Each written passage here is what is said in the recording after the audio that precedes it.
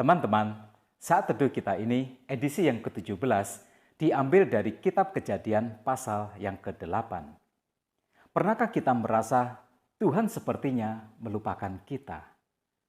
Nuh mungkin merasa seperti itu. Setelah masuk ke dalam bahtera, hujan lebat mengguyur bumi selama 40 hari 40 malam. Bukan itu saja, semua mata air di bawah samudra terbelah sehingga air dari atas dan dari bawah meluap menutupi bumi. Nah, bagaimanakah Nuh menjalani itu semua? Dia ada di bahtera karena Tuhan. Dia tidak sedang liburan di kapal pesiar. Nuh mungkin berharap Tuhan akan selalu berbicara dengannya setiap waktu, setiap saat. Tetapi Alkitab tidak menceritakan ini terjadi atau tidak. Tetapi di ayat yang pertama dikatakan, maka Allah mengingat Nuh dan segala binatang liar dan segala ternak yang bersama-sama dengan dia dalam bahtera itu. Dan Allah membuat angin menghembus melalui bumi sehingga air itu turun.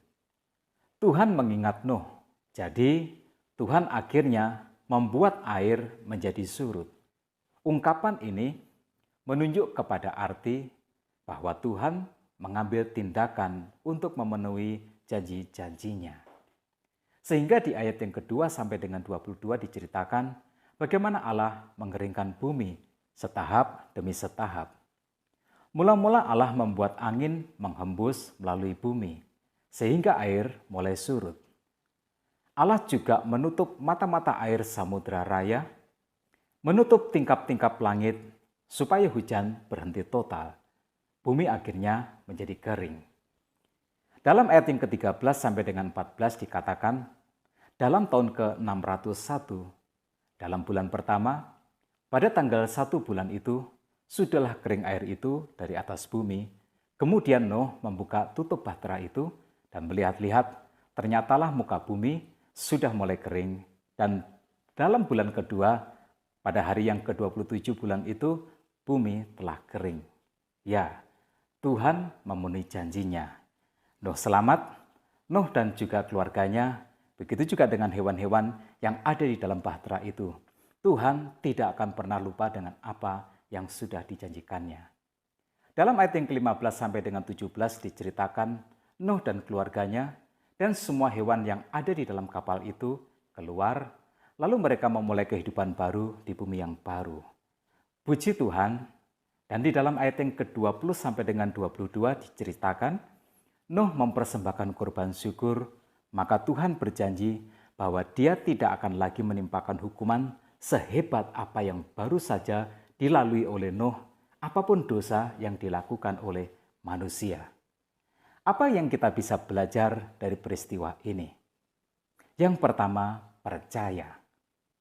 Percayalah dengan sepenuh hati kepada Tuhan.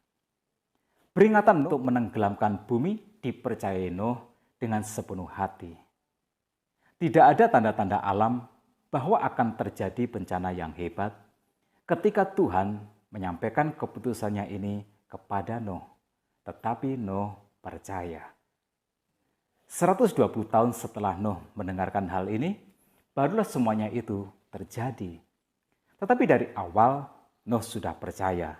Sehingga dia sudah siap dengan bahtera, itu sebabnya Nuh selamat, Nuh dan keluarganya. Yang kedua, kita perlu belajar taat. Nuh taat ketika Tuhan memerintahkannya untuk membuat bahtera. Bahkan dikatakan Nuh membuatnya persis seperti yang diperintahkan Tuhan kepadanya. Keselamatan Nuh ditentukan oleh ketaatannya. Dan seberapa Nuh nyaman di dalam bahtera itu juga tergantung dari seberapa Nuh taat. Cobalah bayangkan jika seandainya Nuh mengurang-urangi ukurannya dan juga mengurang-urangi bahan untuk membuat bahtera itu. Jika ini yang Nuh lakukan, Nuh sedang membahayakan dirinya sendiri dan juga seisi kapalnya. Dan bahtera itu menjadi tempat yang tidak akan nyaman untuk ditinggali selama banjir besar itu. Tetapi Nuh taat. maka 1 tahun dalam kapal itu dapat dilaluinya tidak sesengsara jika seandainya dia membuat bahtera itu asal-asalan.